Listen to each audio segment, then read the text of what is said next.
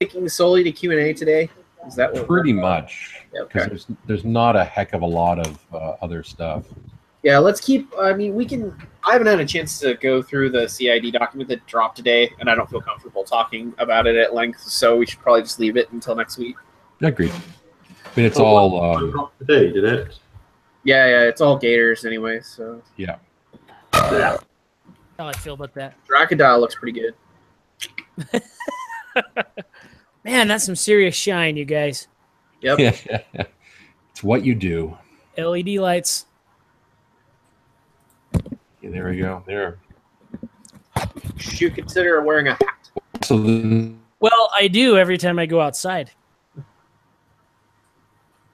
Did Fraser crash? Yep. Guys, we might need to just table it today. This sucks.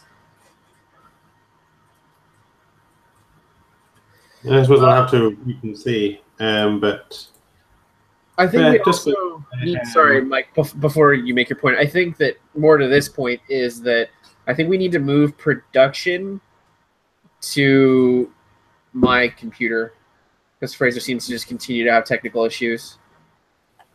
So we just need to get on, a meeting and get OBS set up for me, get the everything all so that I can just run everything from this side.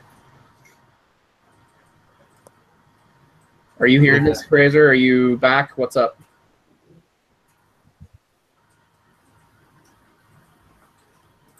Nope, can't hear you. Can't hear a word you're saying, Fraser.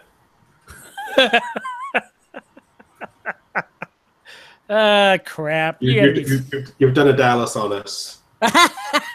Shit it. Although, that was pretty good.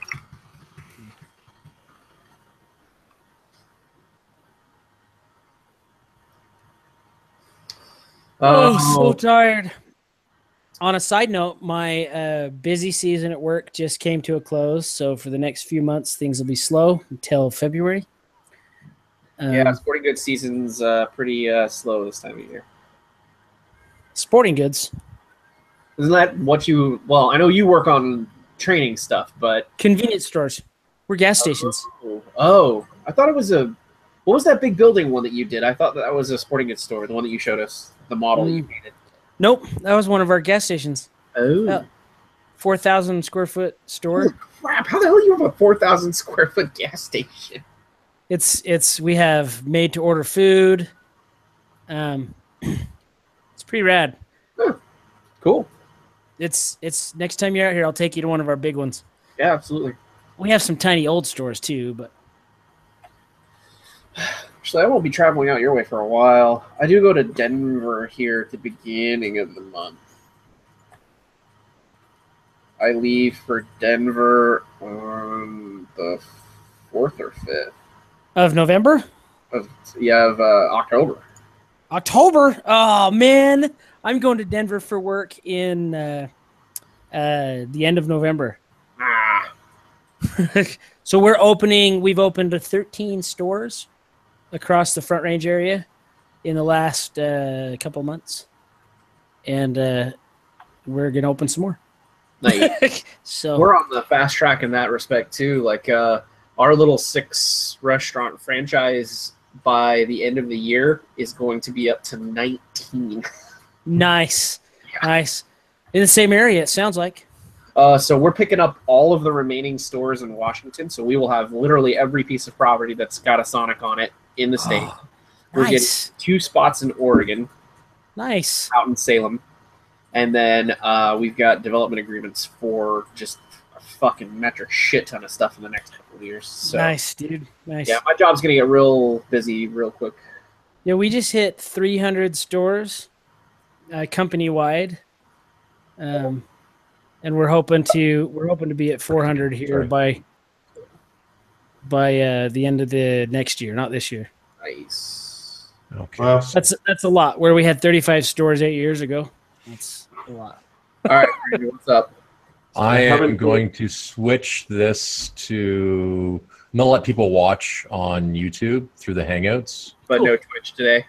Yeah, Twitch. I got forced back onto the old computer that still had that weird wonky issue. So I've just changed this to public to watch, and now so I can share this. Where's the share option? Cool. Did you hear what I said while you were having your technical issues, Fraser? Probably not. Okay, we really should just move to having production be on my PC instead of yours, so there's no issues. So whenever you have time in the next week and a half, 2 weeks, just block out an hour and we'll get on a call and you can show me how to set everything up. Yeah, that's fine. Cool. Where is... I cannot... Just trying to figure out how to share this. I don't want to add people to it. I just want to share it. Because if I send the link out as it is, it'll invite people to this call, which we don't want. No. There you go. Oops. Ah, there we go. Perfect.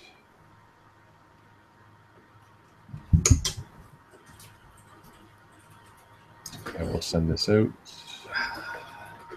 So didn't you just go to a big tournament, Matt? Not a big tournament. Little tournament. Okay. It was a spell draft.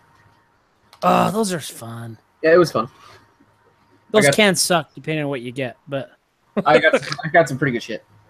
I think I saw your post on that. It was pretty cool.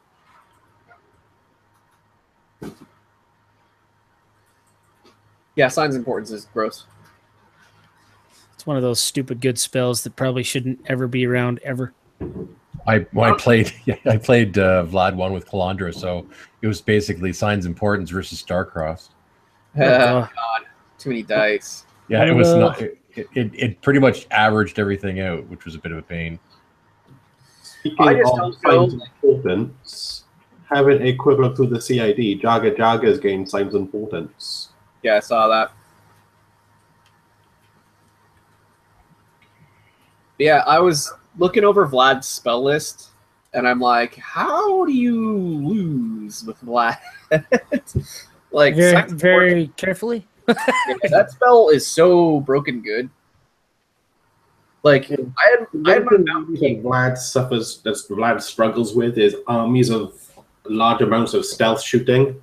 Like Vlad always had a trouble with the old Retribution Willinine Voices tier list because he just had no answer to millions of mage hunters. Because Signs of Importance only goes so far. Yeah. And it's no good if you can't hit anything. It's a true story. I don't know.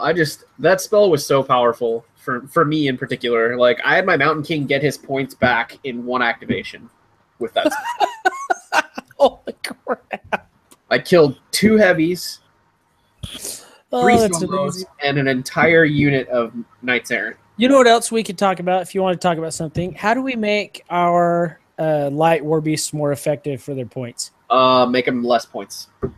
Or change their animus so that they're not self? Yeah, that was one of the things I'd considered when I was thinking about it the other day. Such a bad change. I'm not sure about that change. I think that it suffers from the snipe tax. Thing is, other than Fast Strike, which I can see balance reasons to leave it as range self, like all of the elemental troll animi, I see no reason why they can't just be cost 2 and range 6. Yeah. And no stipulation on model type, like no specification for war beast. Like it'd be nice to be able to buff troops again. Can't buff troops at all. It's a bunch of stupid, dumb. Well, yeah. Whereas I remember when Caber Throw was with the Bane of Heavies. You know, spend 3 points on 3 Cabers. Dude, you're throwing all of them, sending Gristle and Profit. Bane of a Heavy. Are we good to go to get started? We are good to go. I've posted to the Facebook page, so people should be able to figure out what we're doing. No chat interaction today, unfortunately. No, but you never know. You may see some stuff through the Facebook, the Hangouts. We'll see. Yeah, I saw Pagani posted a question. Yes, that's always good. Yeah, Pagani posted a question for us? Yeah, yes. He was being pretty troll. Yeah. Oh, he was trolling us. Gotcha. Yeah. Yeah. His question was, what is art? Yeah. Webster Dictionary defines art at. Sorry. Funny. Art is. I don't have a one-liner because I was too busy thinking about all the other stuff we were talking about. So let's just go ahead and slide into what we're talking about. And have we recorded our clip yet? No, I'm going to do that this Sunday, like an opening, and then we can do. It'll cover the Facebook, the Twitter, the Battle Reporter, and then there'll be pauses where we can throw additional ads and stuff like that, like a "your ad goes here" type thing. Cool. Have you decided what song you're going to use in the background yet? I was going to use some yodeling. Oh my. No, I have not considered it. Although I was going to go to the was it Kevin McLeod, his site where I get all the free music and see if there's anything with bagpipes or Scottish. But maybe not. I thought Dan had a friend that made some pretty cool trolley sounding music. He did, and we use it limitedly, but I feel like, especially if Dan's not going to have as large a hand in the editing anymore, we can go back to my sort of lighthearted nature of song selection. I didn't hate your lighthearted nature of song selection. Yeah. Neither did I. That's why I did it. I always just wind up picking songs that no one's ever heard of before. Yeah, it's perfectly fine. I mean, most of the time I tried to have it be like themey, like, you know, it's related to something that happened or will happen or has happened. Yeah. You know, anything that's got a little bit of humor. Well, Danny's music selection was quite good. Was. I'm glad he embraced it after a while because he was very resistant to the beginning, if you remember. Yeah. Okay, so I think one of the news items we can talk about. I'm going to jump into news and get us back on topic for a moment. So the WTC happened last week. Yeah, Trolls did real shitty. Well, I've got their. If you go to the Battle Reporter, did pretty bad. If you go to the Battle Reporter, you can actually see all the stats broken down. The top-ranking troll caster was Madrak 2 at a fantastic win rate of 3-2, or performance rate of 3-2. Hey, that's a winning. So he was the only caster that won more games than he lost. Second place was Doomshaper 3 with a win-loss of 11 and 14. Madrak 3 went 1-3. Jarl went 1-3. Doomshaper 2 went 0-1. Horgel went 0-2. Borka 2 went 0-2, and Ragnar went 0-4. So interesting that they didn't do very well. So I think we're going to dive into those numbers and see what their players. Well, actually, against the factions, they did somewhat okay against Signar. They went 5-6. Went 1-0 against Scorn. 2-3 against Convergence, which is kind of surprising. 1-1 against Minions, and was it? Hit the wrong button. Well, from the sounds of the data, I can tell you exactly where all the troll players went wrong. None of them took Gunbjorn. None of them took Kalandra, you say? Gunbjorn. Oh, Gunbjorn. Gunbjorn is really a good choice right now. Yeah, agreed. So we'll dive into the detail. Actually, we want to get Chris back on because he was on the Team Canada team that came in 7th overall. I have to go and take a look at his results, but he was on a team that was in top 10. So we'll talk to him about his experience in the next week or two. So we won't go diving any deeper into this information this week.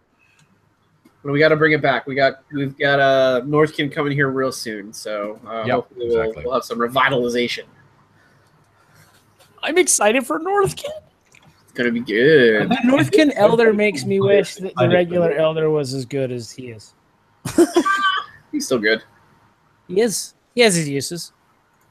Especially against Crix with Incorporeal and Stealth. Against anything that's not the Northkin theme, pretty much. Yeah, true. Hey, I use him to kill shit. He's still Mat 6. Don't we all?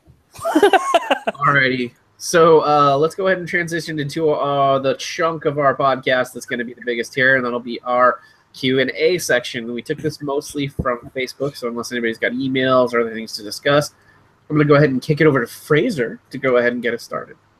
As I'm frantically looking for the list of questions that I posted earlier in our group chat. So, yes, these were all posted both to the Scrum Facebook page, which if you're not already following it, you should, and also in the Trollblood Scrum page, or to the Trollblood page, faction page on Facebook. So We'll start off with.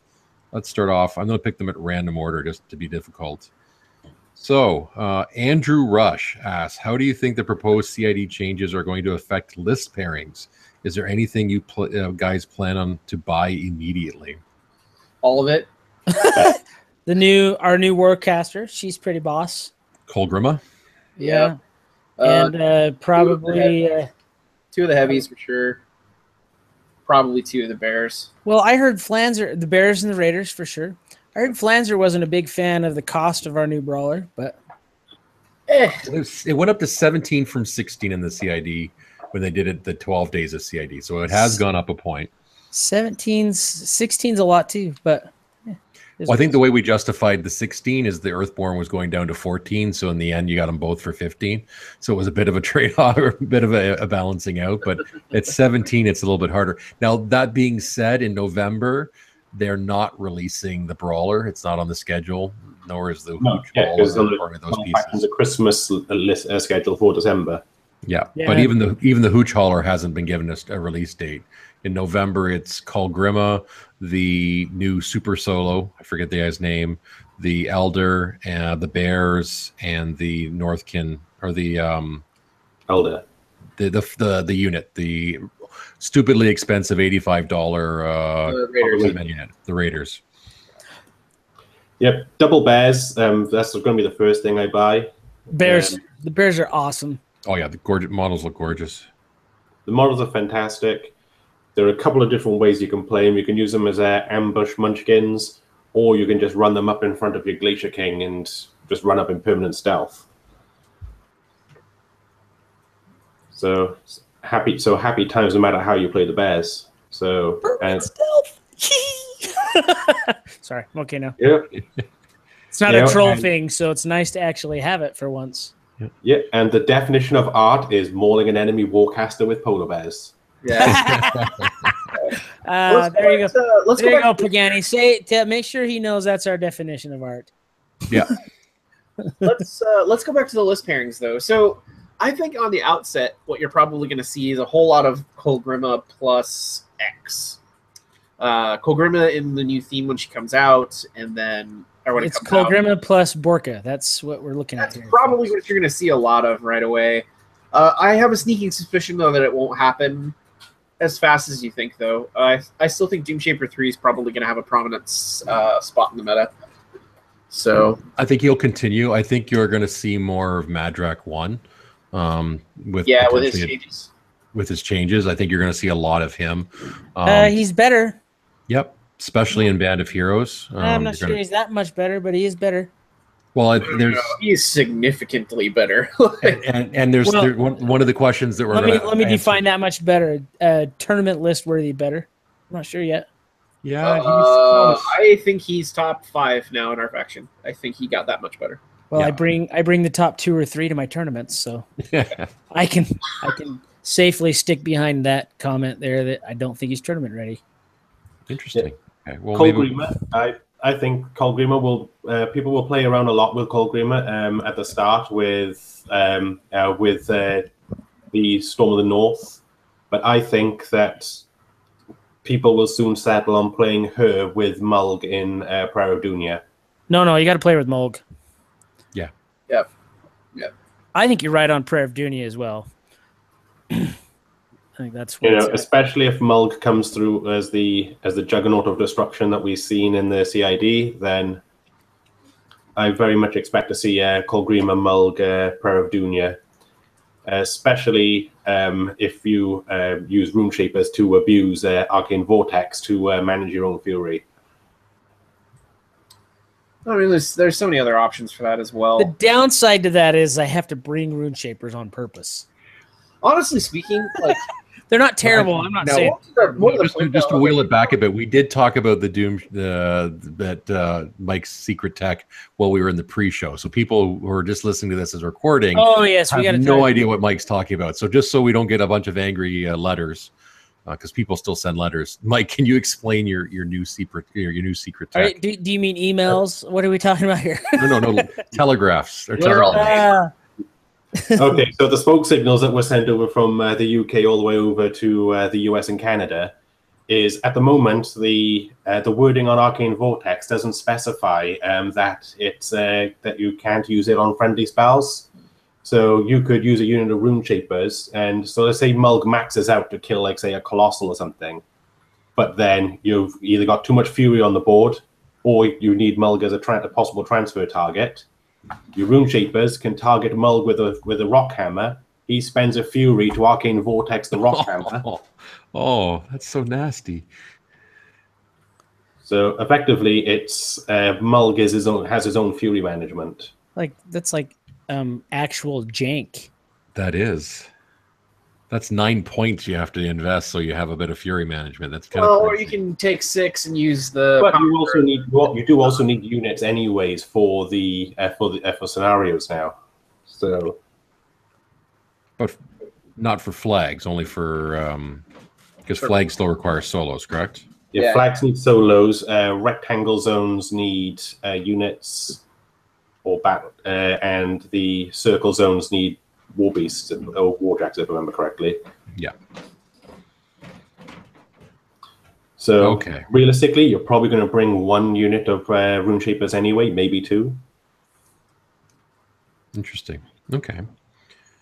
And so that was, I think, we talked about what was on pile. So I think we answered Andrew's question. So let's move on. Bob Smith asks, who are the main champions of trolls, players wise? That is, meaning who do we see as being the troll champion? Other than, I'm assuming he automatically assumes everyone on the cast are champions of trolls. Yeah, clearly, because that's all we talk about. Outside. Hey, of I'm that, gonna say this. Just because I don't play in all of the tournaments doesn't mean I suck. It just means I don't play in tournaments that often. Yeah. I play in tournaments and I'm not very good. That's notable troll players are out there. Like, you got to look. I mean, we spoke about it earlier. Chris Dancooks, Canadian WTC, great guy, good player. Bubba used to play trolls. Does he still play trolls? He is coming back with the Northkin, is what he's been musing about. So we'll see. Bubba's just an all-around good player too. I know locally we've got John Henry Jr., who came in 3rd at the Southern Ontario Open Masters with playing Grim 2 and I think it was Doomy 3. So he's done some good stuff. He works. His gameplay has improved dramatically because he does a lot of stuff with Tim Banky. And on their Arcane Assist Battle Report podcast, so he does stuff there. So yeah, I think there's a number of people. I don't know, Mike, if you know one in the UK. I know James White plays and blogs a lot about it. Trolls. There were a few troll players a couple of years back who were always like knocking on the door to get the high finishes. Phil Mannering was one, though I think he's stepped away from the tournament scene a little bit. Last tournament they saw him at was about 3 years ago.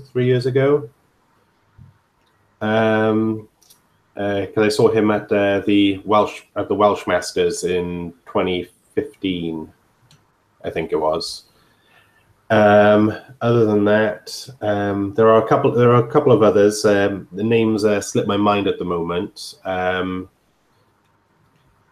We got one of your troll players this last year, Mike O'Brien, who I think he came in 2nd or 3rd at the Irish Masters, has moved locally. So, but he's moved on to Crix and Rhett for the time being. So I'm trying to convince him to go back to trolls. Yeah, I think a lot of people like me, at least here in the UK, rather than picking and dedicating and focusing on one faction only, they cycle factions. It's because you have a lot of money and have a lot of money, I guess. Yeah. Don't know how that works. Hobby OCD. But saying that, I plan on dedicating myself to trolls now as of next year. So that'll be happening. Aren't you every other year trolls and retribution? Don't you just kind of flip back and forth between the two? I do. I did have a brief time when I was playing around with Legion, but I did like not having to know all of the rules. So rules are for suckers. Well, I think we're going to see, because of the Northkin and the excitement that's generated, we're going to see a number of people come back. Like Rich from Beer Machine says he's back in on Trolls as soon as the CID comes back. Daryl from Combo Smite. So there's a lot of like podcast people that have played Trolls, left it for a bit, gone back for a palate cleansing, and then now have come back. Will come back to Trolls with the Northkin. So I'm anticipating to see a significant upswing of players and hopefully better tournament results overall as well. Yeah, because I think statistically, Trolls are one of the worst performers overall for winning Masters tournaments at the moment. Well, I can dive deep into the Battle Reporter results, but yeah, they're not doing fantastically well this year. I blame a lack of. Well, I blame Mark III. Let's be honest. Actually, and this leads into a question. This leads into a question from Sean. So this leads into a question from Sean Wild. He goes, "What do you think of the most competitive caster pairing that Troll Bloods can currently offer?" And I think this may be part of the issue. I mean, we've got some good pairings, but they don't necessarily have enough answers, I think. Well, I think not. First of all, I don't think enough people are playing Gunbjorn. I really don't. I think Mike hit right on the head earlier.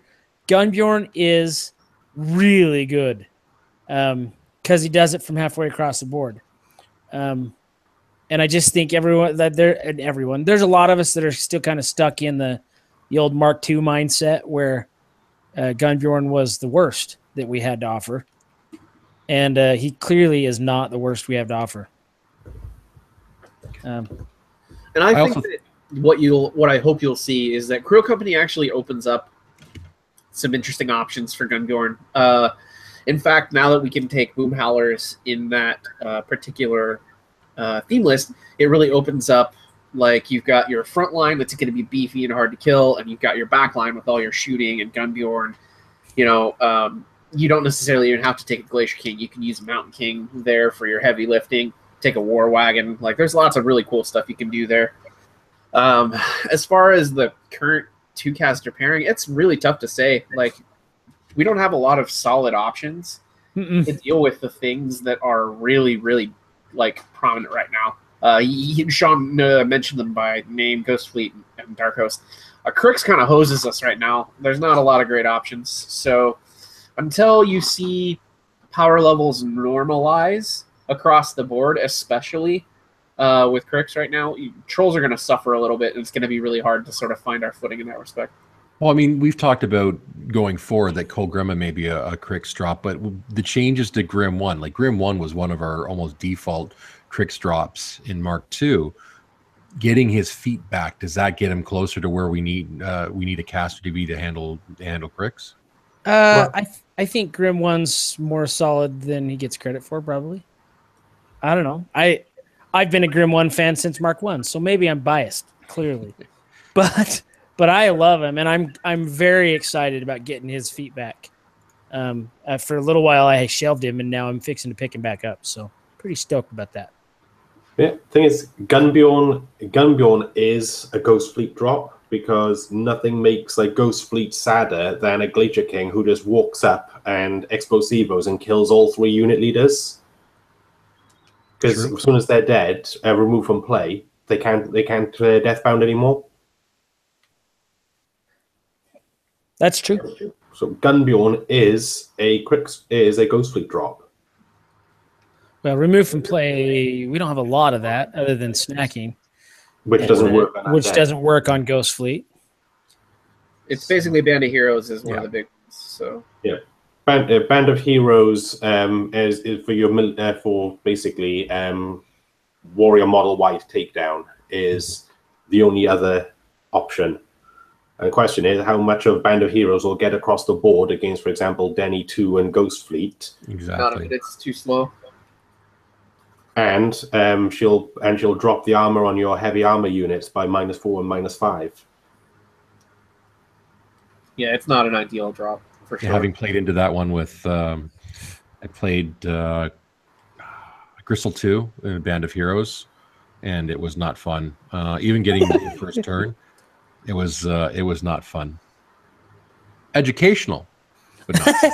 I feel like Crix has always been a tough matchup, educational matchups. I mean, for trolls, but I think if you really, it's more about if you have the ability to surgically remove what you need to remove, Crix is easier, and that's where Kalandra and Grim and Gunbjorn come into play, as they can take away the things that really make them stupid good sooner than maybe a lot of other armies can. And sometimes it's hard to sacrifice what you need to sacrifice to do that, but it's worth it. So if you're looking at it for a straight up points trade, that's not always the best thing to do, but sometimes you got to throw something away to take their really good support away from them so that you can neuter them. Because then once you do that, the rest of your stuff can get more than their points back. But it's easier said than done. Yeah. Exactly. It sounds good on paper. It's executing it, right? Well, there's a reason why lots of troll players hate Crix, because they're hard. Yep. Exactly. So moving on, Matt's Abel, trolls at the WTC, lowest win rate of all factions. Will the upcoming CID models be enough for trolls to be decent again in competitive play? I think we're optimistic. I mean, the new caster, the changes to Maul, the change to the Room Bearer giving a +2 to control makes a difference. I think the CID changes are good. What do you guys think? I think that it's going to be a while before we see whether or not the changes will affect the larger portion of our win rate. Having more options to choose from, both in tier lists and models, is going to make it better for us. However, we are seeing a very common theme with Mark II, where certain factions and tier lists rose to the top, and they're going to stay there until they get the nerf bat. Well, they got to fix the tier benefits so they're not so dang freaking good. Yeah, absolutely. Oh, and I think that the systemic problem may be more with the recursion than it is with the tier list itself. Like if we're just talking about Ghost Fleet as a... Oh gosh, the recursion is balls with Ghost Fleet. So, to the larger point, I agree with Fraser. I'm optimistic, but I don't know that this is going to be even a band-aid for what is overall not as powerful a faction as it once was.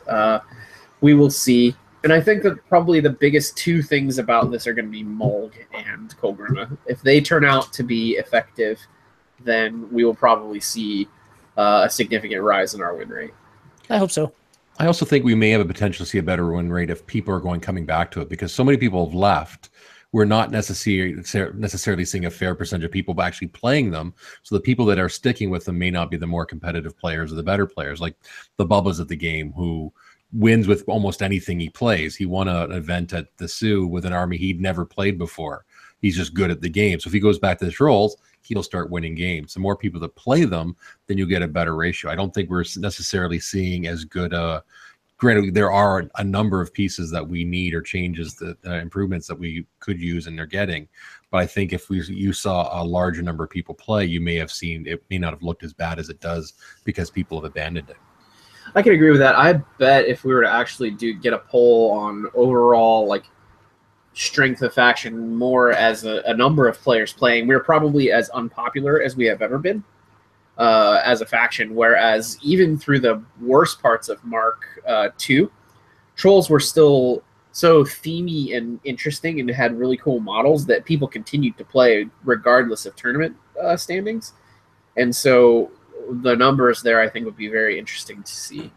Yeah, agreed. And a lot of those numbers you can pull out of the battle report, or you can drill down and see what it was like at the beginning of Mark III compared to 2017. And there was a significant drop in play in once you hit about March, April 2017, the trolls numbers began to drop significantly. At least in the reported games. Not to say that all the games are being reported. I don't report my games. I'm really sorry. Yeah, I know. Part of me dies every time you say that too. I need to report my games more. I need to play more, clearly. Yes. But I think for every 4 games I play, I report one of them. And I'm always worried about misrepresenting what I report. So I I'd probably, if I just report them all, then I'll bring the stats up because I win. There we go. I win. Well, actually, I win 50.01% of the time. Yeah, I don't often report, but I think that's because I kind of skew the numbers a little bit in with the win percentage there. I don't lose on my side of the water ever. So I'm not trying to brag, but the last time I literally lost a game was probably 6 months ago over here. Well, you got your ass handed to you at that last tournament. Sorry, maybe not quite that. Last major tournament I went to was Lock and Load. Yeah, I lost big there, but in my meta, no. Let's see. Clarifying. I went to it was a 16-person tournament that we had locally recently, and I ran the table, and I hadn't played for 3 months. I don't think that I'm that good because whenever I go to the big stuff, I get thumped, like Lock and Load. And every time I play Matt, he wipes the floor with me because I get nervous and make stupid mistakes. But most of the time, like I said, I win more often than I lose. I win 3/4 of the time typically. I hate you all. Well, so I say that. Do you know how much I lost before I started winning? All the time. Oh my gosh, so much. Stay with me. It took me 3 years before I started winning games consistently.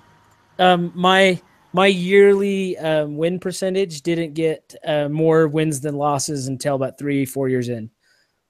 And I've been playing since 2007, so I've been playing for 10 years. Hey. Okay, so we're going to move on because we're not going to get through all the questions if we keep... Fraser's like, shut up, I hate you all, you dirty bastard! That's okay. No, I know I'll get there eventually. I just have to stop making stupid mistakes and bring enough solos to cover my flags. That's my biggest takeaway from my last couple games. I think we all feel that way.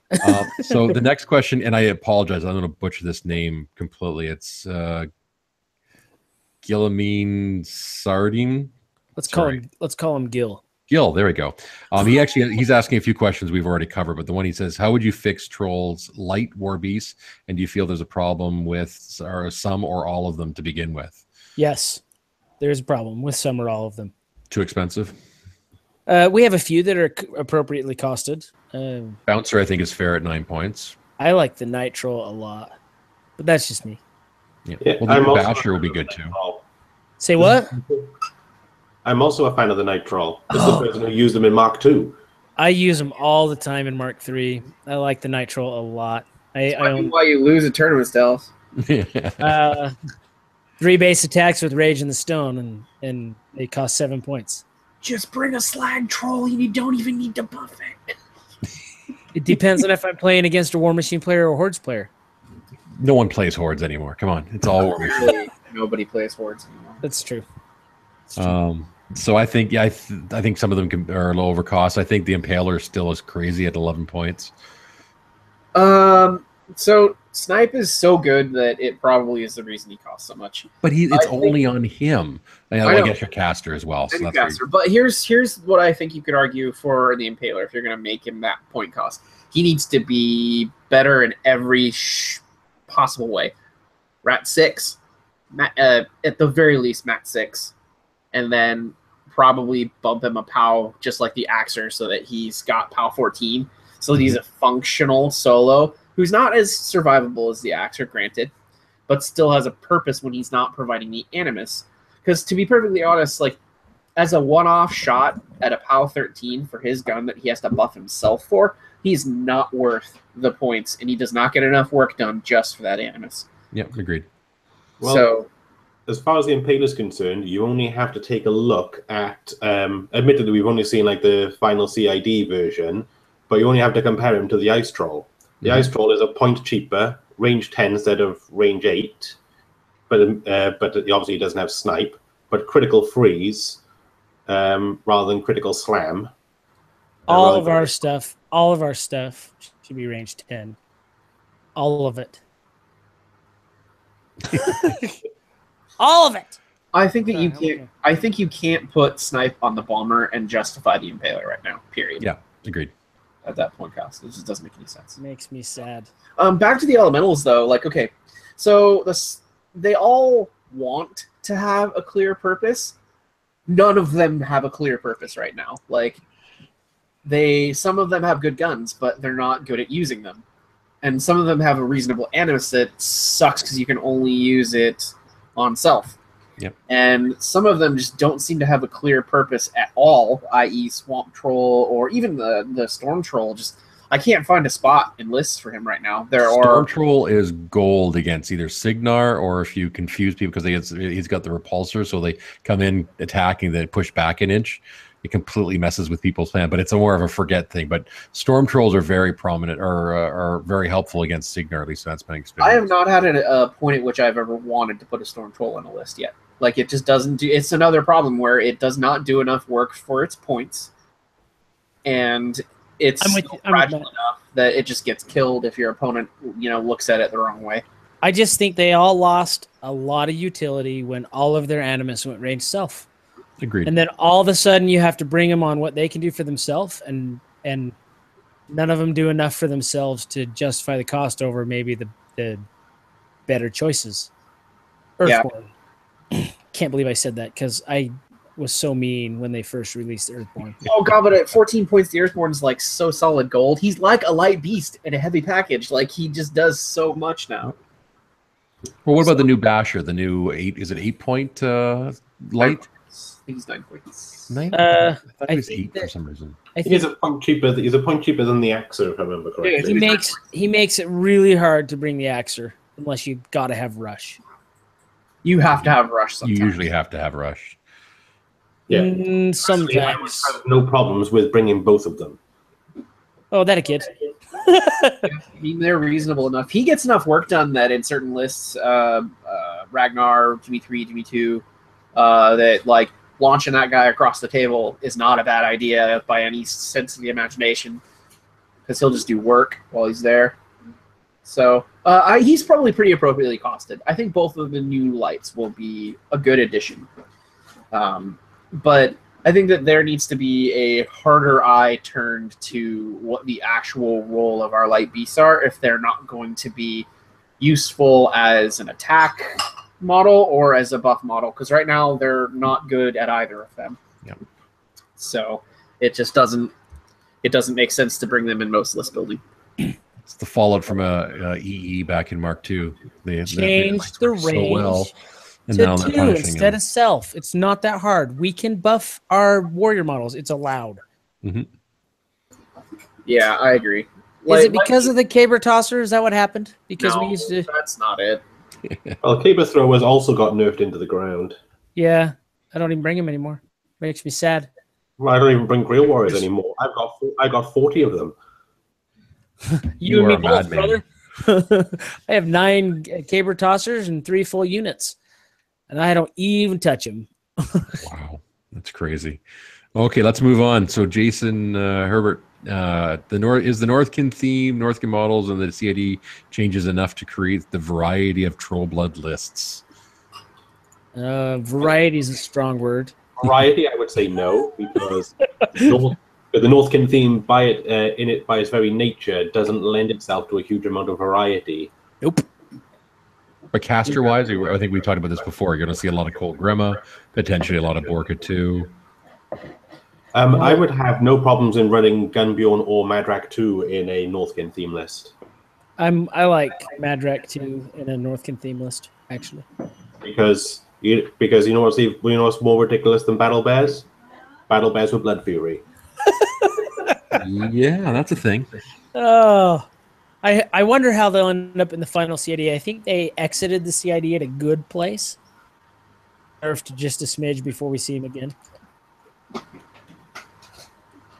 Well, we're hoping to see the results end of October, isn't it? Yeah. It's our early Christmas. So the next question, is it worth it to play out of theme? I think we've covered this in previous episodes, but who wants to give up 12 free points? Yeah, it's ridiculous. And part of what I think is bad about theme lists currently, I think you could do it in a more engaging and interesting way rather than just giving 3 points. I agree. I was, at least when I'm playing Retribution, at the moment, because my favorite units aren't in any theme list, my only choice is to play out of theme. But when you go into every match 10 to 12 points down, then you've got to either have luck on your side or significantly outplay your opponent to turn the match around. Theme lists, I think, as Matt said, you can give interesting benefits without giving free points, and theme lists will still be a fun and thematic thing. But then a person who doesn't want to play a theme list isn't punished for doing so. Yeah, making it mandatory is really the wrong step. And yeah, I think that they're moving in the right direction by providing more themes to include more models. But restricting list design is always the wrong choice, in my opinion. Agreed, 100%. I think that freedom of list design is what's going to create the most interesting meta. And this was the way all the way up until 2 troll tier lists dominated the tournament scene at the very end of Mark II, and everybody got salty about the whole thing. Then you saw some really interesting list design, and it wasn't all tier lists. So I think that there are better ways to go about it, and I think that it probably won't happen until they decide to make another large revision. But I'll make my opinion known that I think that this is the wrong way to do it.